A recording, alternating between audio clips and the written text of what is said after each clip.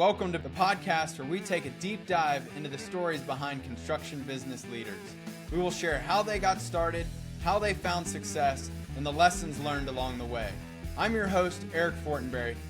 Welcome to Builder Stories.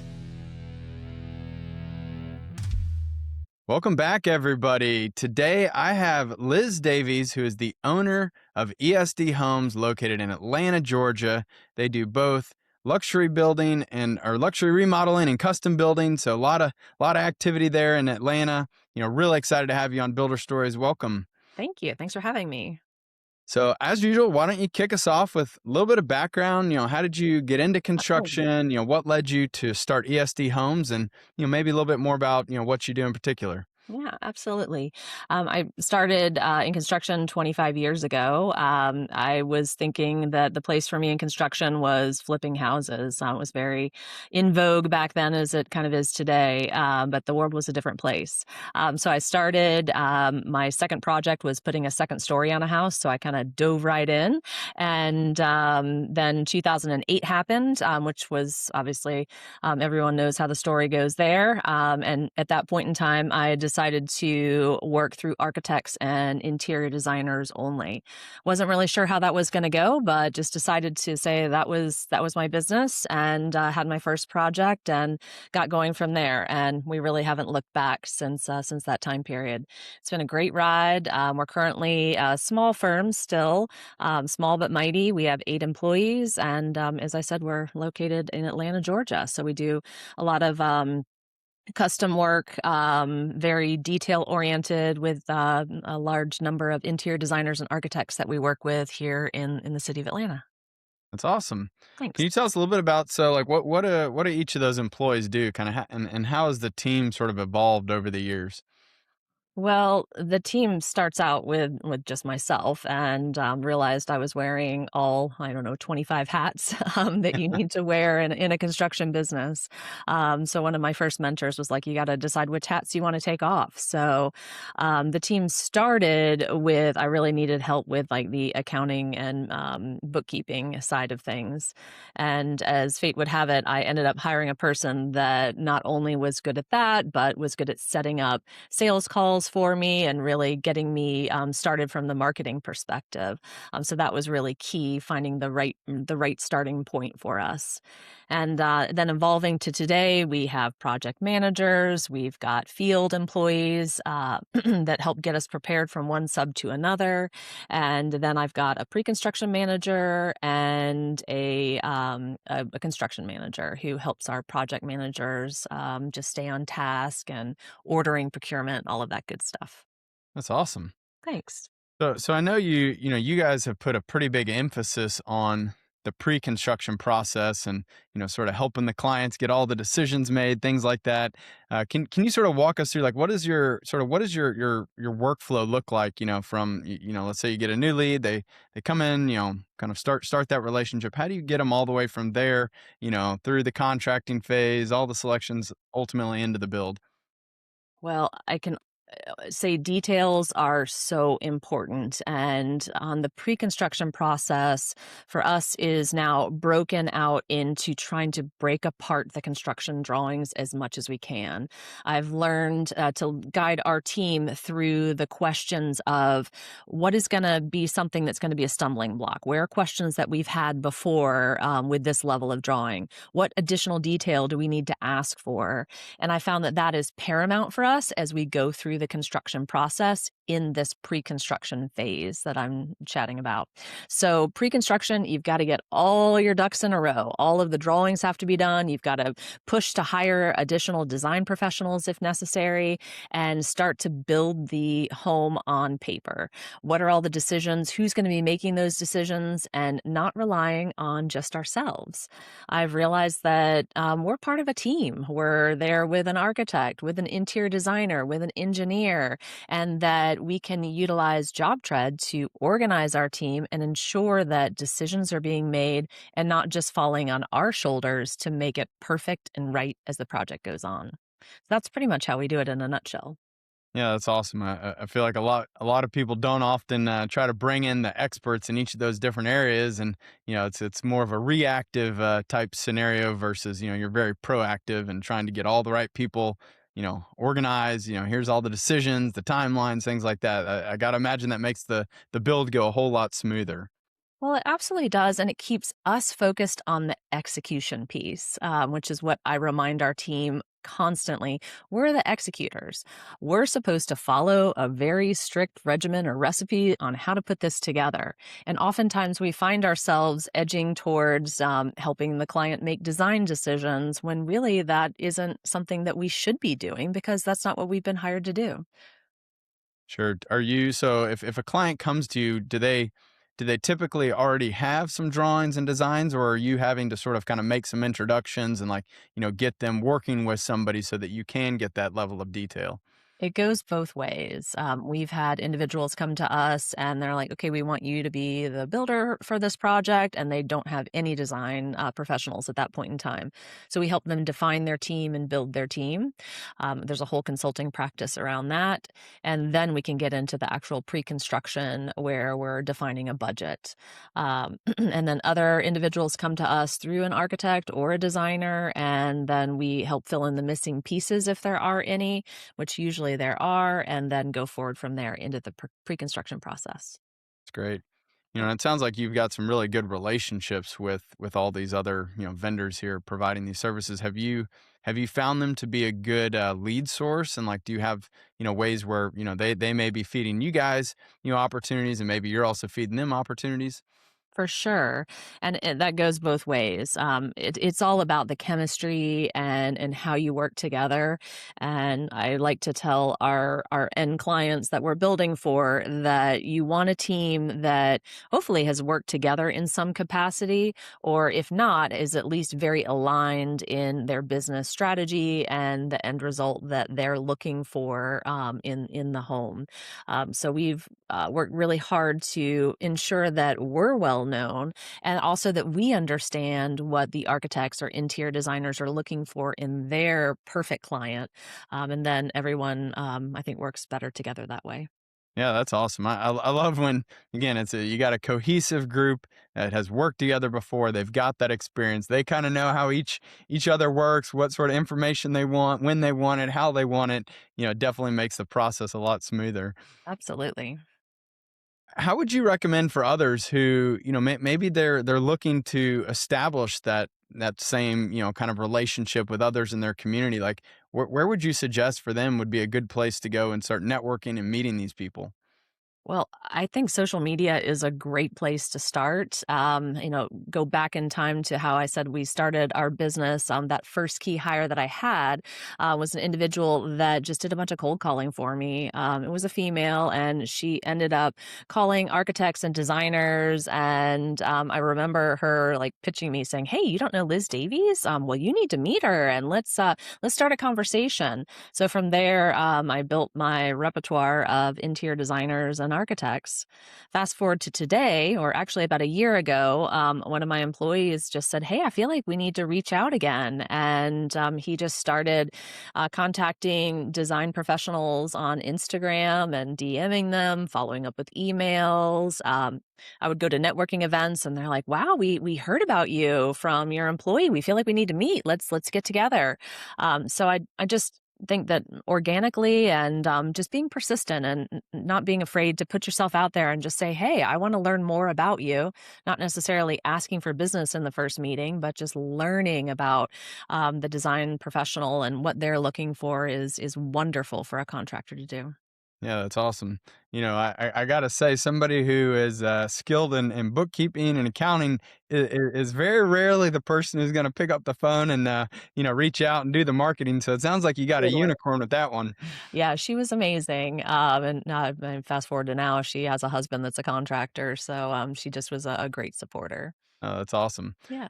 So what would you describe? again, it sounds like early on, marketing, was a key, effort and focus for y'all, which is great. I feel like a lot of people sort of, figure the marketing stuff out later, and they feel like they got to focus on everything else. But, marketing is so important. It's, leading to that top of the funnel, getting those leads in there, getting your name out there, creating awareness. Like, can you tell us a little bit more, like what's been your marketing strategy, and how has that sort of played out for you all? Well, now that we have 25 years of experience, our marketing strategy is not only to showcase our work, but I found that through social media, I can help to educate about the process. And one of the most exciting things that I see happening for general contractors all across the country is that we're starting to share information together on social media, where I'm learning about another builder's process just by how they're sharing on social media, and they're learning about mine, which I think is fantastic. It's a way for us to educate then together the general public. I'm hearing a lot of buzzing around about pre-construction and how important it is for a homeowner to ensure that they're not just hiring a contractor to do a job, but they're hiring a contractor for their team and their way of business, the way that they work. And all of that, I think, has been highlighted by social media, which is wonderful. Yeah, I love that. I feel like the more informed, somebody is about what it's going to be like, going through a construction process, which, most of the time this is probably their first and only major, renovation or new build. I mean, can you talk a little bit more about like the specifics of like how and what sort of education do you find has been the most useful to either sort of help kind of warm them up, to the idea and kind of going through that, or maybe even when they get into the construction, having a little bit of kind of experience, or not experience, but like expectation about what should happen. How has that, affected you all? Well, if you follow us on social media, we're just our handle is ESD Homes. Our most popular reel that we ever posted on Instagram has been shared, I think, almost 5 million times, which is huge. And it is all about the emotions of going through a construction project. So it starts out with like the planning phase, where someone's saying, "I don't know what I'm doing, but I'm pretty sure I'm doing it really well." Through like decision fatigue and budget overrides and changes that need to happen. And then, of course, ends on the high note of the what we called the iconic stage, and that has been a background of our marketing, is trying to help an individual understand that this is an emotional project and it is a process that you're going to go through a lot of different emotions. So why not ensure that you've got the contractor that you want to go through those emotions with as you enter the ride of the roller coaster of renovation or new construction? Yeah, absolutely. Have you guys done any other like kind of paid advertisements? Or are you running ads on Meta or Instagram or anything else? We haven't done much paid advertising. It's been, as I said, a focus for us, to really try to just see what education the world wants. So once we got through the emotional side of things, we then went into the process of construction and the process of defining a project and what is really needed. And some of those informational videos have also been very helpful to our business and have gotten us more followers. And, not only that, have bubbled up like interested individuals that are like, okay, I want to work with you because I see you on social media and what you're sharing. So it's been really helpful. That's great. Yeah, I mean, looks like you guys are very active on your Instagram, and I love how you're behind the camera too. I feel like a lot of people sort of have this hesitancy to just just get on camera and start recording. I mean, video is so powerful these days. Absolutely. Well, self-professed, I'm in my 50s now, and I certainly was a little hesitant at the beginning. So anyone that's out there that's a little bit scared to get in front of the camera, it is definitely just do it, and the world will love you for who you are. Is the other piece that I've learned. There's only one you, and your business is going to be slightly different than someone else's. So don't try to copy. Just be who you are, and it'll come through. Yeah, that's great advice. And again, I think the more you do it, the more comfortable you get. Don't worry about the little slip ups. Just again, I think there's something about having that real and organic, just kind of raw, content that people really value, and kind of helps them know that you're not just some AI bot that kind of created all of that. It's real people. It's totally true. If it's too perfect, then it's almost unbelievable. I mean, that goes even to your imagery that goes on social media. I think the contractors that I see that just have those perfect finished photos, like that's all well and good, but let's talk about what it really took to get to that perfection and that photo shoot where everything was styled and perfect. There's an awful lot of work that goes behind the scenes. Yeah, absolutely. So I know you've really focused a lot on the strategy for your business, and have been very methodical about how you want to grow and build it. Can you shed a little bit more light on, kind of what does that look like for you? How do you plan, for your company, and what sort of strategies are you employing? Well, planning is dependent on what has been successful in the past, and we definitely have gone through some ebbs and flows as time has moved on, gaining experience for myself, also the team that we have in place, and the projects that we've been able to work through. For example, I didn't have a plan to really focus on historical renovation, but I have now done 5 or 6 historically significant projects within the city of Atlanta, which then led me to historical designers and just different groups that I'm a part of now, that are leading us into even more historical projects. So I think sometimes looking at what's been successful in the past for you is a really good way to strategize moving forward. At least that's worked well for us. And then I also have thought through from like my past. I have not done any speculative work for a very long time, but there is something inside of me that wants to get started on that again.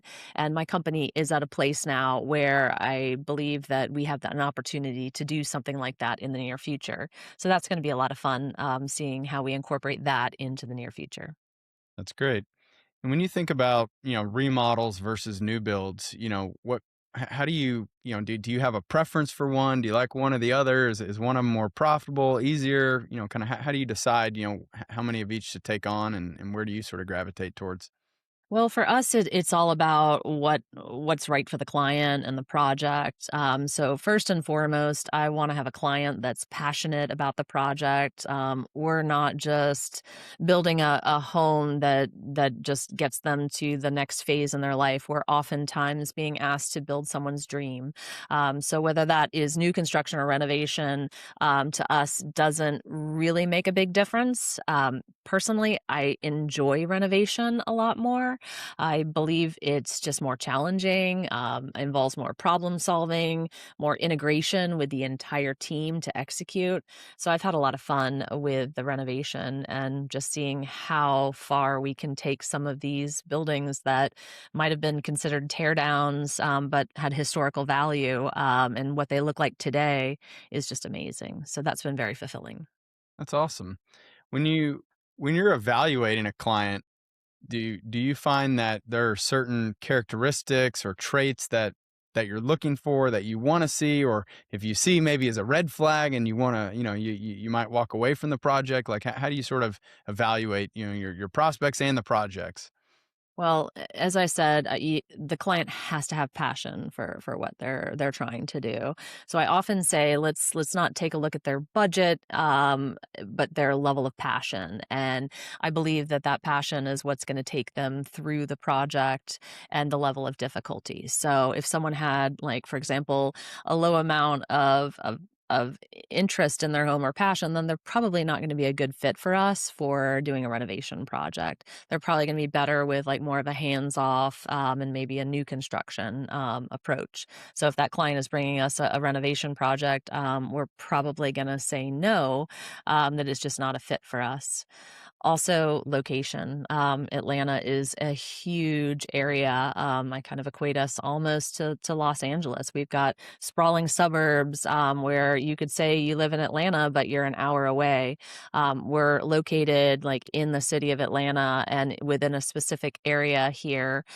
So I try to focus on being as close as I can to our other projects and making sure that we're going to be able to offer the level of service that we want for our clients as well. And then as far as red flags, I mean, where do you begin? People love to tell you who they are. You just have to believe them at the beginning.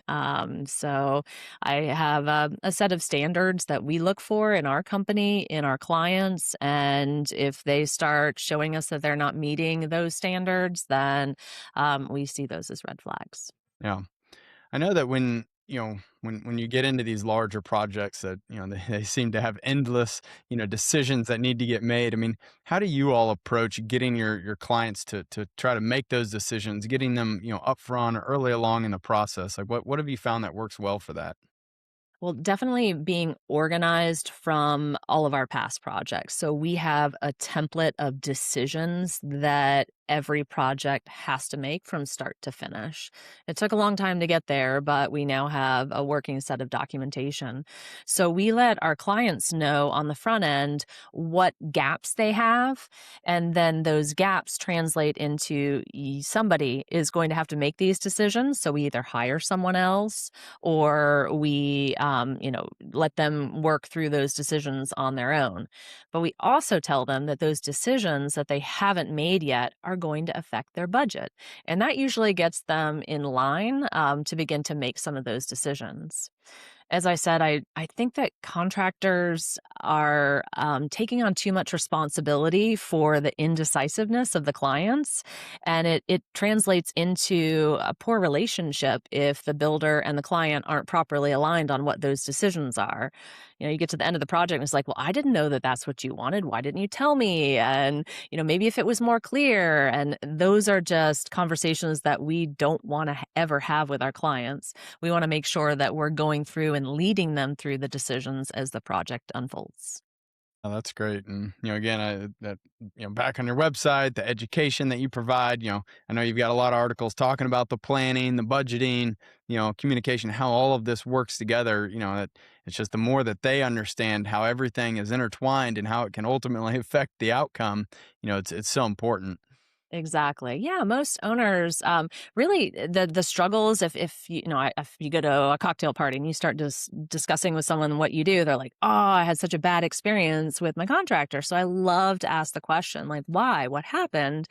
And generally clients just don't understand the process. They think that, "Oh, it's just a painter. Like how hard is it, not to have all your paint colors at the beginning and it's no big deal if I want to change colors halfway through." And it's like, "No, that's a huge deal."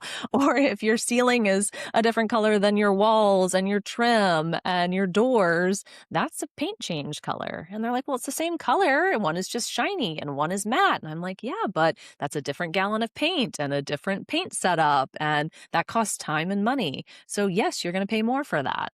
So just helping to explain that type of process to a client so that they do understand the value that we're bringing and also the level of work and detail that goes into the finish that's all they want. They just want this beautiful house at the end. So it's our job to help them understand what it's going to take to get where they want to go. And what's your thoughts on change orders? Are you trying to avoid them? Do you want to get everything up front, but when things come up, how do you introduce that to the client? Well, I learned this from another builder that a lot of folks are following on social media, Erin Stetzer. And we implemented something that she taught us called modifications. She keeps track, and we now do too. We keep track of all of the modifications, and modifications can come from a variety of ways during a project. It could be that the client changed their mind on something, which is what everyone loves to blame a change order on. want, and at least a contractor does. But it might be that the designer said, no, I want to see something changed. It might be that the circumstances of the house or the conditions of the home caused a change. It might be that one change affected another. But we keep track of all of that throughout the entire process of pre-construction to them moving in, so that we have a log, and sometimes we have thousands of entries into these modifications. But that's okay because it really helps to define the amount of change that's gone on the project, and invariably the amount of lines on that modification sheet translate into how many change orders that there were for the project. Just kind of goes hand in hand. You know, I mean, it's clear that you've got, very, very, structured processes, and have kind of this operational flow for your jobs. Can you talk a little bit more about any of the other kind of, processes that you feel like have really helped you to keep your jobs on track? Well, I think the finish process, as much as like the pre-construction, is also really important. I noticed that most of our clients we do renovation work for hire us multiple times, and I think that's just because they are like, oh, well, now we've got to do this, now we've got to do that. So it's good to have an end process where you're like, okay, this is what we agreed to, and this is what we're finishing now. We're going to go ahead and do our punch walk on this. We're going to have our paint walkthrough, and that's how we do it, is just to be very detailed to get to the end of one project before we begin another. It also signals to the client that, okay, like this is the end. We're not making any additional changes. We're not requesting anything new. We're just trying to get through where we are so that we can say this particular project or build is complete. That's great. I know those punch lists sometimes can just drag on forever, and it just wears the builders down, and ultimately every time you're going back, you're just pulling out of your own pocket to go deal with that. Do you have any sort of like sign off process at the end of this project? Yeah, everything has to be signed off. So we agree on a punch list, and that is our list. With a few exceptions, of course, there's always going to be something that gets added on to the list as you're going through. But the list tends to grow a little bit bigger and smaller and grow, and then finally it gets to its completion. But we've utilized JobTread, and sharing checklists with clients has been really helpful so that they can see where we are in our process and where the list is, so that they understand the level of detail that we're looking at to complete their home for them. That's great. I love that. I feel like not enough people really leverage that client portal to give that visibility, that transparency into the project. But man, like when you can get the homeowner on the same page, understanding where you're at, knowing that hey, we're not there yet, or here's when we're going to show up, and this is what we're doing this week. Like it can just really make it such a better customer experience. Absolutely. I mean, the communication with the client is paramount to stay in one place as much as possible. That's probably my other, tip or key to anyone in this industry, is that oftentimes a decision is hidden in text or in an email, and I mean, even in our team, we're constantly redirecting. No, no, no, that should have been documented. That should be here. It should live there, not in your text message. It's easy, I guess, or people think it is, but it's really complex. Yeah, that's great. How do you go about introducing, the job tread and that client portal to your customer? At what point, and how do you sort of get them into it? The very beginning, like in the first meeting, I just say, okay, this is, we use JobTread, and you will receive your communication here. As they sign their first pre-construction agreement with us, we then invite them into the portal. There's a little bit of education that we do with each client, just making sure they have the app and that they understand the flow of communication. We learned that the hard way that some people are like, no, I haven't gotten an email about that. And then I realized, oh, you need the app. And, we had to do a little bit of IT work with them, is what I call it. But once you get beyond that, most clients really, they like it. There's a place for them to go. They can take it out of the rest of their daily communication and just go into the portal and see their invoices, read up on all of the changes. And then we also provide a daily log. We use that feature once a week for our clients. So internally, daily logs are just internal during the week, but on Fridays, we create a daily log for our clients that encapsulates what we did during the week, what is coming up the next week, and then items that we need from them. So it's been a great way to communicate for us. That's great. I love that. So you actually you're sitting down with them and you're helping them get the app on their phone because I know for them to stay logged in, they have to set a password. So you must be showing them, hey, here's how we're going to set your password. Let's get you logged in. And from then on, I mean, you don't have to, log in and out. It'll stay right there for them. And I do find that convenience, where they can just go quickly check it. They don't have to worry about anything else. It's all right there for them. That's huge. Exactly. It also helps to have everything tied together with like invoicing. Everything runs through JobTread. So it's Yeah. one place for them to go, which is Yeah. helpful. And I love the weekly summaries that you're doing. Are you using our built-in kind of daily log, the AI summary tool to kind of draft that up for you? Yeah, we've just started using the AI summary tool, which has been fantastic Awesome. for our team. The project managers have to write these. So they're like, oh, this is so much more helpful now that we can aggregate the information. And I have to remind them, well, as long as you've done it every day, then it's pretty easy to get to. Yeah, that's great. How do you go about keeping your team on the same page? Like, do you guys meet regularly? Is it every so often, once a week, once a month? How do you kind of keep everyone and the culture strong there? Yeah, we have an all hands on deck team meeting every Monday, and you better be prepared. So we've had a lot of fun with those, and learning how we want to communicate, learning how we document, and learning how to be effective as a team together in those Monday meetings. Great. Yeah, How long do those typically last? Sometimes an hour plus. Other times they can get done in 45 minutes. But our goal is an hour. And, I just tell my team it's all dependent on what you bring and how organized you are. If you're not organized and we're having to draw the information out of you, we're going to be here for longer than an hour. So that usually gets everybody on board. And is that everybody coming in like into an office or face to face somewhere? Yeah, everyone comes into our office. So we meet and go through the projects. We have a flow that we've developed that's for us. It's awesome. I love that. Thank you. Are any other kind of ways that you guys try to really build the culture there and keep everyone happy and engaged? Well, I mean, it's just all about the personalities, right? So I try to do my hiring properly on the front end and ensuring that we've got a team member that's going to fit into our culture here and going to have the same values that the rest of our team already has. And from there, we just want to try to make it as fun as we can. At the end of the day, it's work what we're doing, but we're also a part, as I said, of someone's dream, and that is just so fulfilling when you get to see their faces at the end. And so I'm constantly reminding our team of their emotions. Okay, we're just at the bottom of the roller coaster. The client is just feeling overwhelmed, and that's why it seems really tough right now. But we can get through this, and we're gonna get to the really fun part, which is just around the corner. So that's always exciting, and we like to celebrate our wins. We do a few different offsite functions that we have that happen a couple of times a year, and then from there, we're just big on working together and trying to support each other as much as we possibly can. That's great. I love that. Oh, thanks. So I'm curious, what's the longer term vision here? Where do you want to take ESD Homes? Like where do you hope to see it in the next 5, 10 years?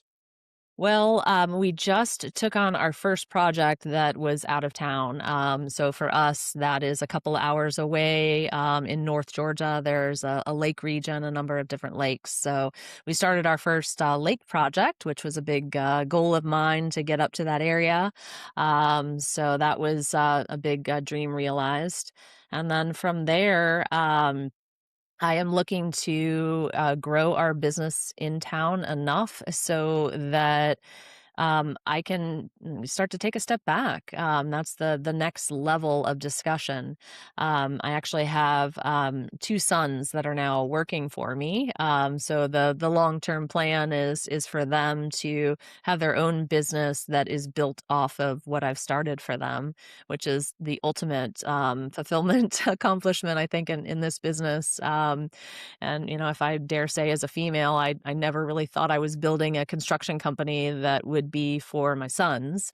But at the same time, I'm like, wow, like this is really truly amazing and so fun for us all to be working together and trying to build their futures. So that's kind of the next steps. And then from there, we'll see where the ride takes us.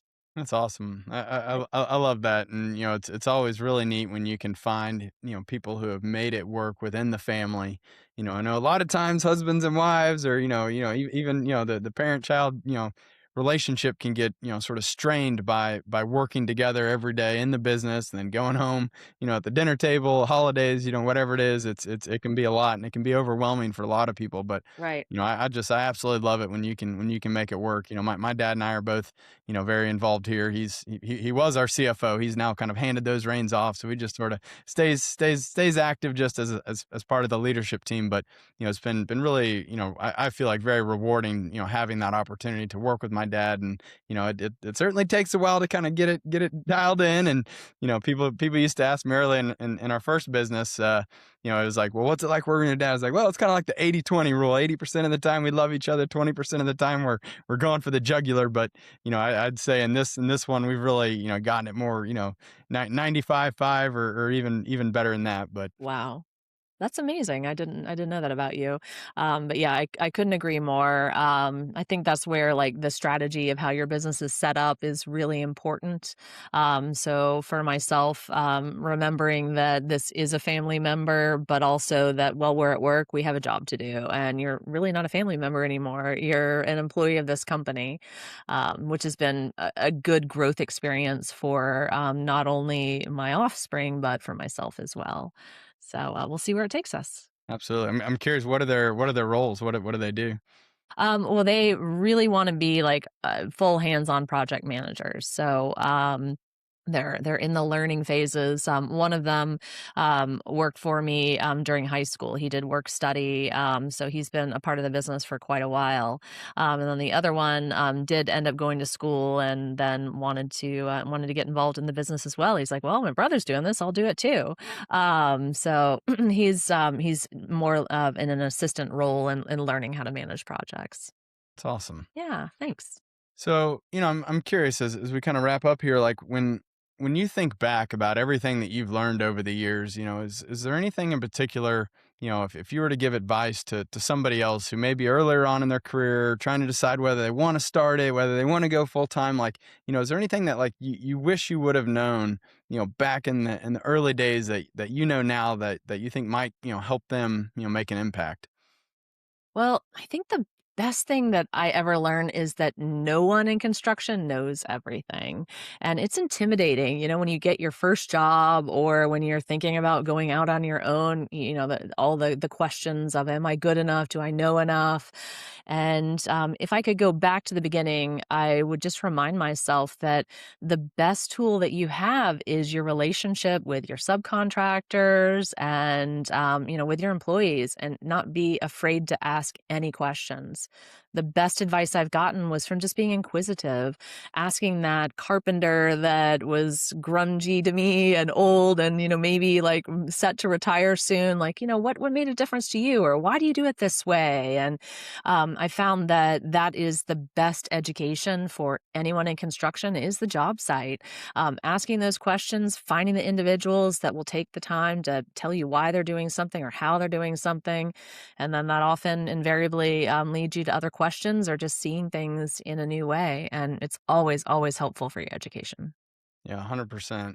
You've definitely, obviously spent a lot of time kind of finding the right people, both, internally, as well as sounds like you've got some pretty great, trade partners there. Where do you recommend people go to look for, trying to find those right people, and how do they vet them and know, is this going to be, a good fit for our company, our culture? Like, any thoughts around that?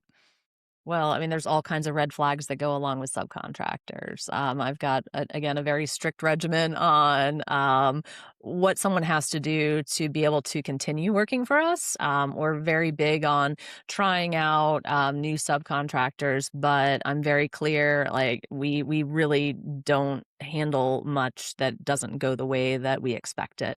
And I think that's been super helpful. So have a set of standards for your subcontractors, for sure have a subcontractor agreement with them, and just a way that you will be doing business. So that has been super helpful to us and our company. And then secondly, once you find one good subcontractor or one good vendor partner, they're going to lead you on to other good vendor partners. So again, just that relationship, just saying, hey, who do you know? Like, this is what I'm looking to accomplish, or we need this welded and I need some specialty welder. Do you know anyone? Usually you'll get a name or two, and then you can have a conversation with them. Whether you hire that person or not, they might also lead you on to another good person. So again, it's just about the relationships and talking through and knowing what you want as the contractor, and what you're looking for. That's all great advice. It's so important that you set those expectations up front, but then you also got to hold them accountable. If you're not, reviewing their performance and giving them feedback and helping them understand, what would you want them to do differently, then, you're going to get more of the same. But, when you take that time to lay out, hey, here's our process, here's how it works, here are my expectations. And then I guess at the end of each project, or kind of, at the end of their phase, giving them that critique that will help them continue to improve. I mean, that's how you keep these people growing and developing and a good fit for your business. Absolutely. Yeah, we have all various stages of levels of business acumen that our subcontractors have, and holding them to a minimum standard that we need is super helpful. Yeah, that's awesome. Well, one other question I've got for you. So I'm curious, how have you seen, AI, coming into play, within the industry or within your specific business, construction? Like, where are you seeing, and have you guys started using that at all? Yeah, absolutely. We're definitely using AI. We started really from, again, a marketing standpoint. Surprise, surprise. Just identifying common threads that were across our customers, and looking for like-minded strategies. So that was really helpful in building some of our approaches. And now we're using it to aggregate information. We spoke a little bit earlier about just AI in JobTread, and that's amazing that it can begin to aggregate the information from that the project managers have written throughout the week, and then aggregate it.